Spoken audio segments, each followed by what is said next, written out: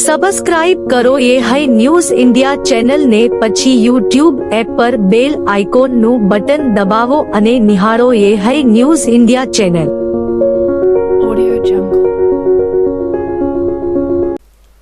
બનાસકાંઠા જિલ્લામાં ભાજપ કોંગ્રેસના ઉમેદવારો જાહેર થયા બાદ ચૂંટણી પ્રચારની સાથે નેતાઓના આક્ષેપ તેમજ પ્રતિ આક્ષેપોનો દોર શરૂ થઈ ગયો છે. બનાસકાંઠાના દિયોદર તાલુકામાં કોતરવાડામાં લોકસભાના કોંગ્રેસના ઉમેદવાર જ્ઞાનીબેન ઠાકોરની સભામાં થરાદના પૂર્વ ધારાસભ્ય ગુલાબસિંહ રાજપૂતે ભાજપના નેતાઓની સાથે પોલીસ પર નિશાન સાધ્યું હતું. ગુલાબસિંહે પોલીસને ધમકીભર્યા સ્વરમાં કહ્યું હતું કે ભાજપનો પ્રેમ હોય તો ભાજપના પટ્ટા પહેરી લેજો, નહીં તો આવનારા સમયમાં જ્ઞાનીબેન જીત્યા એ દિવસથી તમારા પટ્ટા ઉતરાવી દઈશું.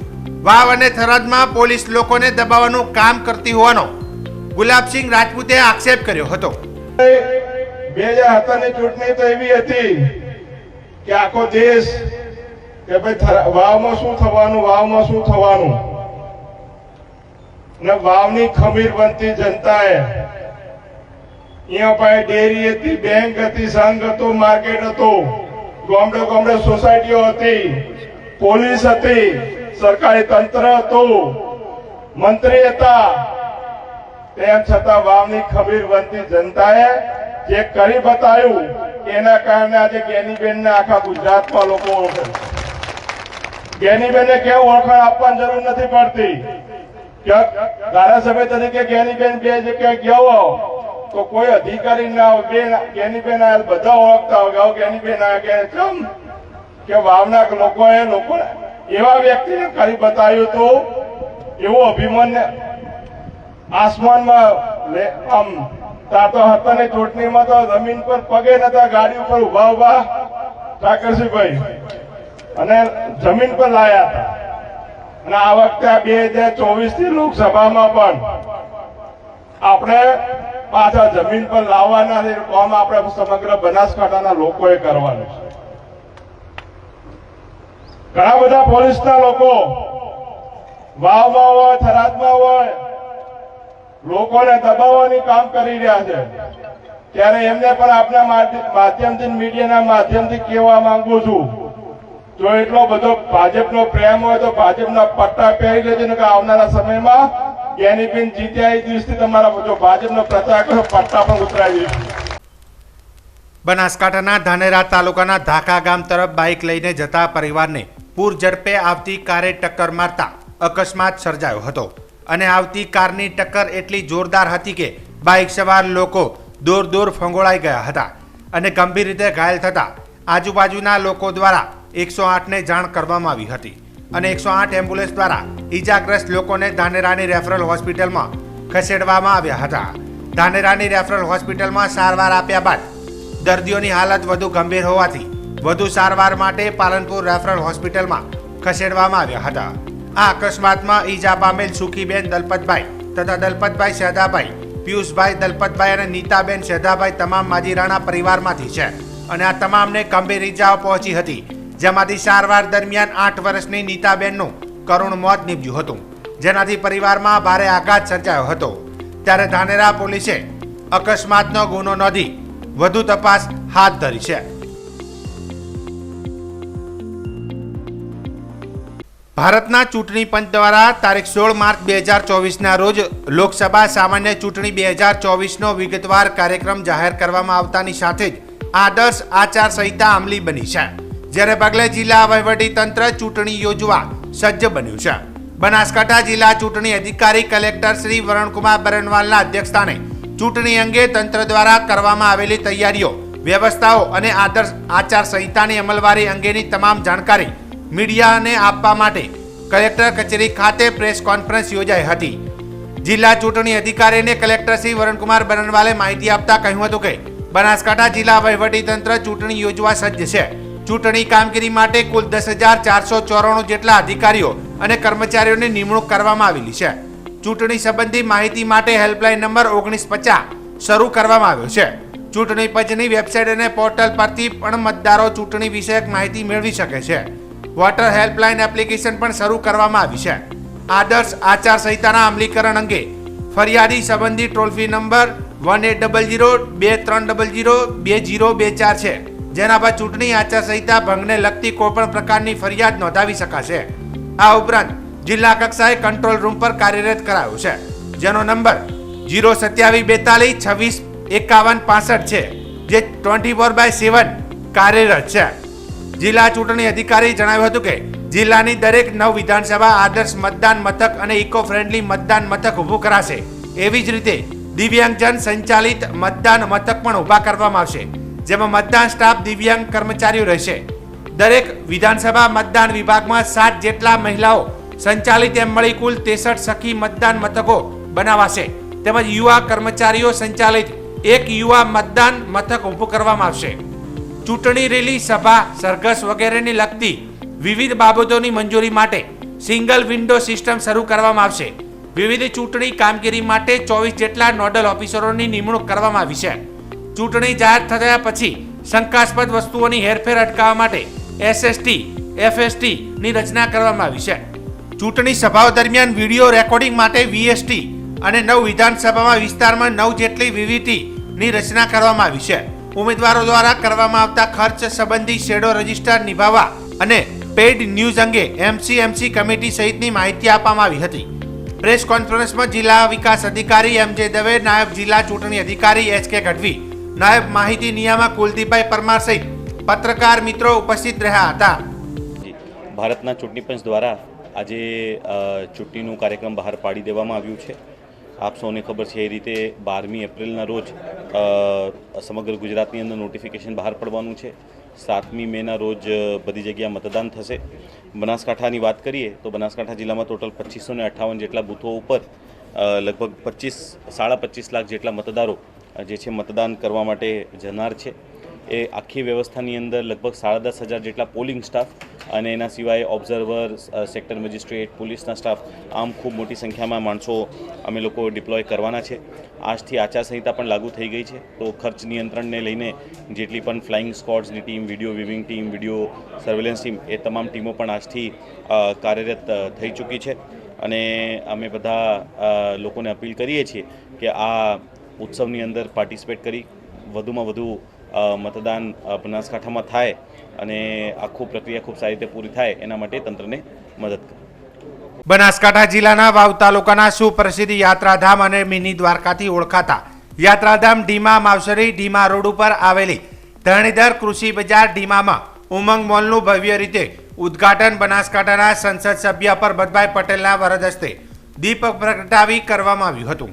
જે પ્રસંગે ડીમા રામસરાના ટ્રસ્ટના મહંત જાનકીદાસ બાપુ, તાલુકા ભાજપના પૂર્વ પ્રમુખ વીરજીભાઈ પટેલ, ભગવાનભાઈ વ્યાસ, રામસિંહભાઈ રાજપૂત, કેશવકૃપા, ફાંગડી સરપંચ કાનજીભાઈ ચૌધરી, માર્કેટયાર્ડના ચેરમેન નાગજીભાઈ પટેલ, પૂર્વ માર્કેટયાર્ડના ચેરમેન રૂપસિંહભાઈ ચૌધરી તેમજ ભારતીય જનતા પાર્ટીના કાર્યકર્તાઓ અને સ્થાનિક લોકો બહોળી સંખ્યામાં ઉપસ્થિત રહ્યા હતા.